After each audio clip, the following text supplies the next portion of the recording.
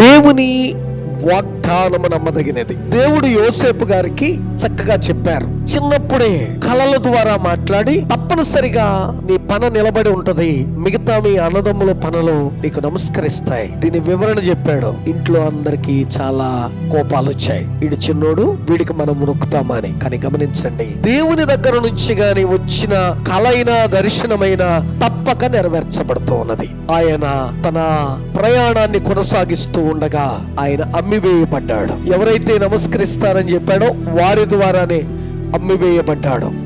అక్కడ నుంచి ఇబ్బందులను ఎదుర్కొంటూ వెళుతూ ఉన్నాడు. ఒక దాసుడుగా అమ్మబడ్డాడు. అక్కడికి వెళ్ళాడు. కొన్ని సంవత్సరాలు అయిపోయాయి. ఐగుప్తులో ఇతను ఒక మంచి ఆధిక్యతకు వెళ్ళాడు. ఒక రాజుగారి స్థానాన్ని అధిష్ఠించాడు. కానీ చెప్పినది ఇంకా జరగలేదు కదా. రాజు అయిన తర్వాత ఆ దేశములో కరువు రాగా వాళ్ళ నాన్నగారు తన అన్నలను పంపించాడు ఆహారం కొరకు.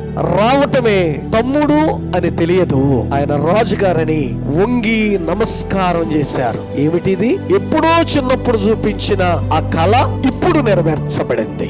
అంటే దేవుడు ఏదైనా నీకు చెప్పాడు అంటే ఆయన మాట తప్పడు, అది నెరవేర్చక మానడు అని జ్ఞాపకం చేస్తూ ఉన్నాను. యోసేపు గారికి చిన్నప్పుడు వచ్చిన ఆ కళ అది నెరవేర్చబడటానికి చాలా సంవత్సరాలు పట్టింది. దేవుని దగ్గర ఏదైనా నీకు వాగ్దానం చేయబడిందంటే అది ఆలస్యం అవుతుంది తప్ప అది తప్పక నెరవేర్చబడుతుంది. మనము నమ్మి ముందుకు సాగినప్పుడు దేవుడిచ్చిన వాగ్దానమును మనము తప్పక అనుభవిస్తాం. కన్నులారా మనం చూడగలం. దేవుడు ఏ కలనైతే యోసేపు గారికి చూపించారో తన కళ్ళ ముందు నెరవేర్చబడినప్పుడు ఆయన ప్రభువును స్తుతించాడు. మనము కూడా మన జీవితాల్లో ప్రభు చేసిన వాగ్దానాలు మన ఎడల నెరవేర్చినప్పుడు మనం ఆయన్ని స్తుతించే వారముగా ముందుకు సాగుతూ ఉండాలి.